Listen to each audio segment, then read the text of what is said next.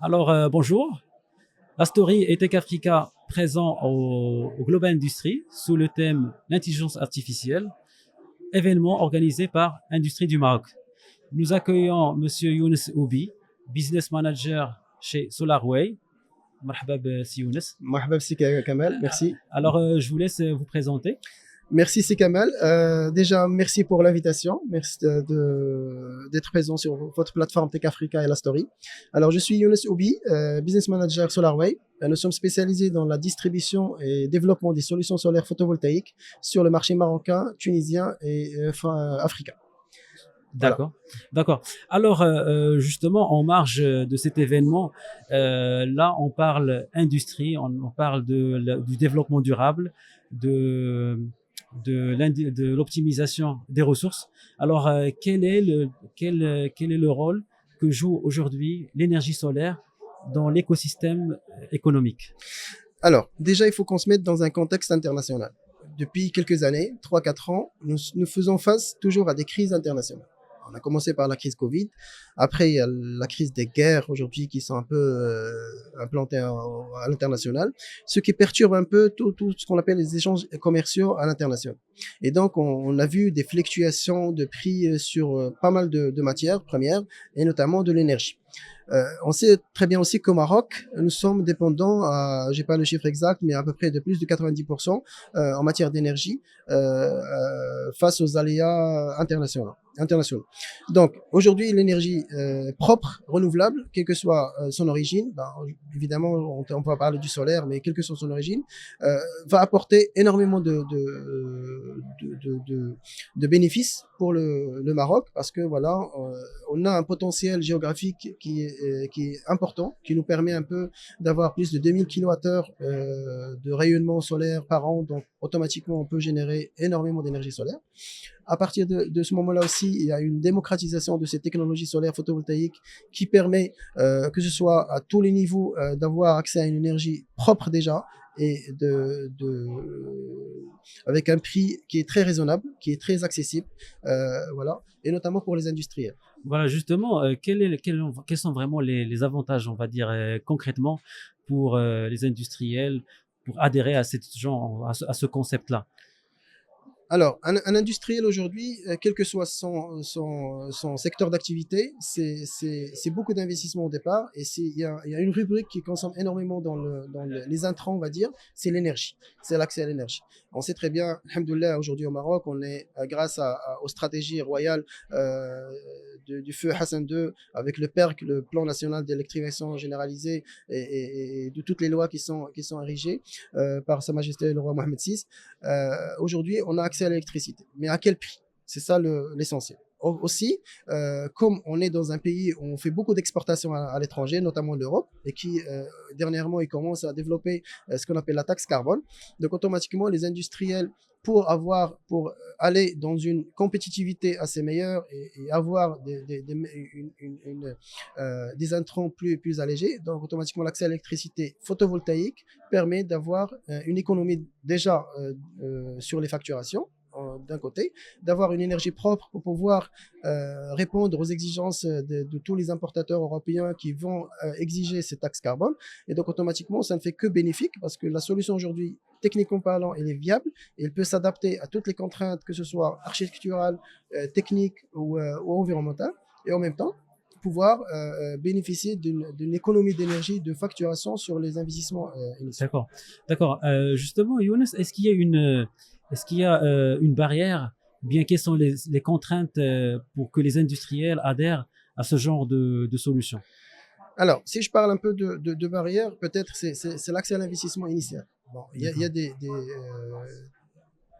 des paramètres qui permettent un peu des acteurs qui permettent un peu de financer ce genre d'opération. Mais je dis que est-ce qu'il y a des subventions, pardon, alors dans ce j'appelle sens? pas des subventions, mais c'est des aides aux investissements. Voilà. Donc c'est des aides aux investissements qui peuvent alléger un peu l'investissement initial. Il y a des mécanismes qui peuvent aider ça à tous les niveaux. Moi je parle de manière générale parce que il y a certains critères d'éligibilité aussi qui doivent être mis en place. Mais je dis que moi je reviens à l'idée principale, c'est qu'aujourd'hui, quel que soit le projet qu'on va mettre en place, La seule barrière, c'est de faire cet investissement initial, mais il est tout bénéfique parce qu'il y a un retour sur investissement qui est très important. Il y a une empreinte écologique, il y a une empreinte communication et marketing qui va se mettre en place. Et donc, le projet en soi, quelle que soit sa taille, il est rentable à tous les niveaux.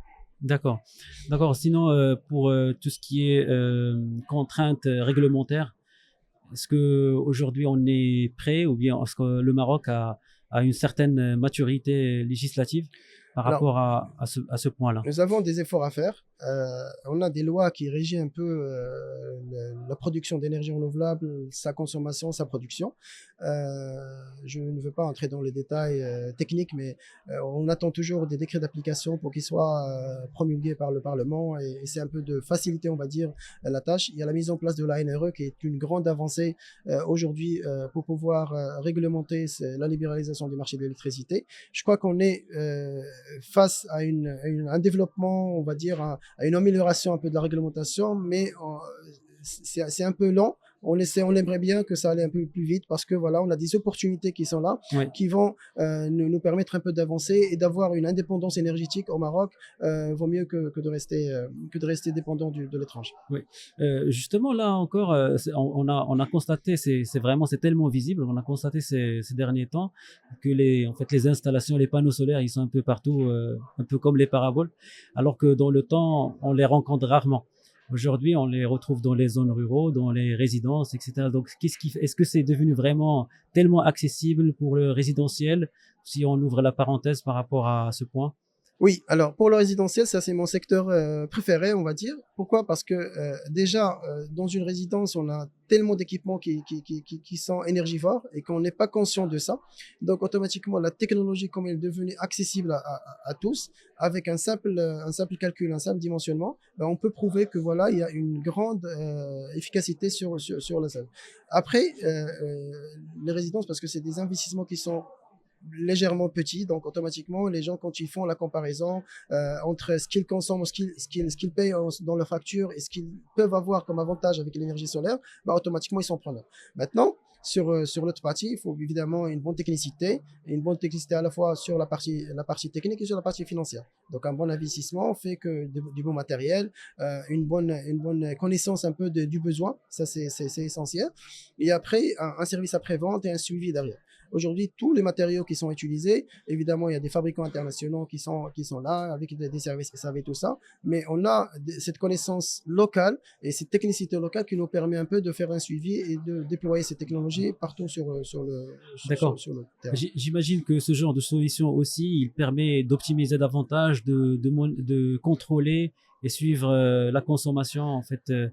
Oui, alors au-delà de la production d'énergie solaire et d'énergie électrique, bah, il y a aussi le monitoring. Alors, le monitoring nous permet un peu de visualiser un peu notre consommation et notre production à temps réel. Et donc, évidemment, on peut se permettre d'avoir des postes de consommation qui sont pas habituels, donc on peut les remédier. Et c'est comme ça qu'on peut ajouter au-delà de ce qu'on peut avoir, je dis des chiffres à la hâte, mais 45%, 55% d'économie, on peut aller jusqu'à 60-70% grâce à ce genre d'initiatives d'optimisation sur l'efficacité, sur des postes qui ne fonctionnent pas très bien, sur une détermination du besoin, en fait, il y a un changement comportemental, on a remarqué avec les personnes avec qui nous avons travaillé depuis des années, c'est que il y a un changement comportemental, ils sont devenus plus conscients de la nécessité de bien réguler leur consommation parce qu'ils ont investi dans l'énergie solaire. Et donc, ça nous permet un peu de consommer moins et automatiquement de polluer moins. Voilà. D'accord. Alors, peut-être une dernière question, vous êtes présent aussi bien au Maroc qu'en Afrique. Alors, quelles sont vraiment les perspectives et quel avenir a le solaire dans notre continent? Ah bien, je dis toujours, on a toujours la chance d'exister dans un continent, dans un pays qui est très bien ensoleillé, donc on peut que tirer des bénéfices de cet avantage-là. Aujourd'hui, au contraire du Maroc, il y a qui a développé un peu son réseau électrique très tôt, voilà, par rapport aux pays africains. Aujourd'hui, les pays africains, ils ont besoin de l'accès à l'électricité, donc il y a des programmes qui sont mis en place, soit avec des systèmes décentralisés, soit avec des systèmes centralisés, qui sont généralement évidemment